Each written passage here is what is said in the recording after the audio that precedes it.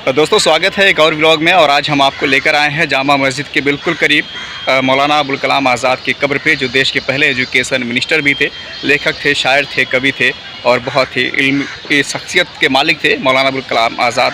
और आज़ादी के बाद पहले शिक्षा मंत्री बने देश के, और उन्होंने ही कभी कहा था जामा मस्जिद की सीढ़ियों पर से कि भारत की तकदीर बिना मुसलमानों के अधूरी रहेगी, बिना मुसलमानों के भारत की तस्वीर पूरी नहीं हो सकती या उसकी तकदीर नहीं लिखी जा सकती। तो मौलाना अबुल कलाम आज़ाद की कब्र आज मैं आपको दिखाने वाला हूं, तो चलिए वीडियो की शुरुआत करते हैं। मौलाना अबुल कलाम आज़ाद की कब्र के बाहर ही हिंदी, इंग्लिश और उर्दू में उनके बारे में संक्षिप्त जानकारियाँ शिलापट पर लिखी गई हैं। उसके बाद गेट से अंदर जाते हुए कुछ सीढ़ियाँ चढ़ने के बाद हम उस जगह पहुँचने वाले हैं जहाँ मौलाना अबुल कलाम आज़ाद की कब्र यानी मज़ार मौजूद है। मौलाना अबुल कलाम आज़ाद की कब्र एक ऊंचे चबूतरे पर बनाई गई है। साथ ही साथ कुछ नहरें बनाई गई हैं जिनमें पानी भरा होता है, लेकिन इस समय पानी नहीं था।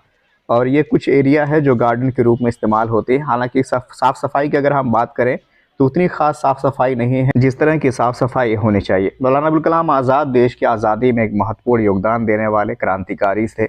उसके अलावा वो देश के पहले शिक्षा मंत्री भी थे। लेकिन उनके मज़ार की हालत अगर देखी जाए तो उतनी बेहतर नहीं है जितनी होनी चाहिए थी। हालांकि मुख्य मज़ार जो है, जो कब्र है, वहाँ साफ़ सफाई है, लेकिन बाहरी हिस्सों में उतनी साफ़ सफाई नहीं देखने को मिलती है।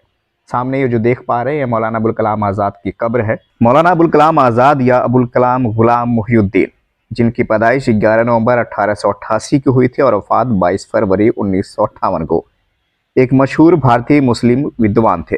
वे कवि, लेखक, पत्रकार और भारतीय स्वतंत्रता सेनानी थे।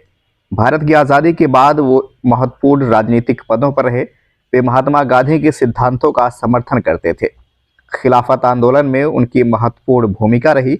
1923 में वे भारतीय राष्ट्रीय कांग्रेस के सबसे कम उम्र के प्रेसिडेंट यानी अध्यक्ष बने। वे 1940 और 1945 के बीच कांग्रेस के प्रेसिडेंट रहे। आज़ादी के बाद वे भारत के उत्तर प्रदेश राज्य के रामपुर जिले से 1952 में सांसद चुने गए और वे भारत के पहले शिक्षा मंत्री भी बने। मौलाना अबुल कलाम आज़ाद का जन्म सऊदी अरब के शहर मक्का में हुआ था। जब आज़ाद मात्र 11 साल के थे तब उनकी मां का देहांत हो गया। उनकी शुरुआती तालीम इस्लामी तौर तरीकों से हुई। घर पर या मस्जिद में उन्हें उनके पिता तथा बाद में अन्य आलिमों द्वारा पढ़ाया गया। इस्लामी शिक्षा के अलावा उन्हें इतिहास तथा गणित की शिक्षा भी अन्य मौलानाओं से मिली। आज़ाद ने उर्दू, फारसी, हिंदी, अरबी तथा अंग्रेजी भाषाएं सीखी। 13 साल की उम्र में उनका विवाह जुलेखा बेगम से हो गया।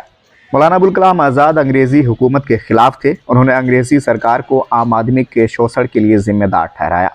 उन्होंने अपने समय के मुस्लिम नेताओं की भी आलोचना की, जो उनके अनुसार देश के हित के समक्ष सांप्रदायिक हित को तरजीह दे रहे थे। मौलाना अबुल कलाम आज़ाद ने 1912 में एक उर्दू पत्रिका अल हिलाल का संपादन शुरू किया। उनका उद्देश्य मुसलमान युवकों को क्रांतिकारी आंदोलनों के प्रति उत्साहित करना था और हिंदू मुस्लिम एकता पर बल देना था।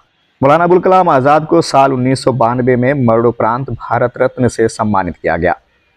मौलाना अबुल कलाम आज़ाद के जन्म दिवस यानी 11 नवंबर को हर साल राष्ट्रीय शिक्षा दिवस के रूप में मनाया जाता है। उम्मीद करता हूँ आपको वीडियो ज़रूर पसंद आई होगी। वीडियो अच्छी लगी हो तो लाइक शेयर कीजिए, और नसीम हसन व्लॉग चैनल पर नए हैं तो चैनल को सब्सक्राइब कर लें, बेल आइकन प्रेस कर लीजिए ताकि हमारी हर वीडियो की जानकारी आप तक पहुँचती रहे। जल्द आपसे मुलाकात होगी एक और वीडियो के साथ। तब तक के लिए आपका बेहद शुक्रिया।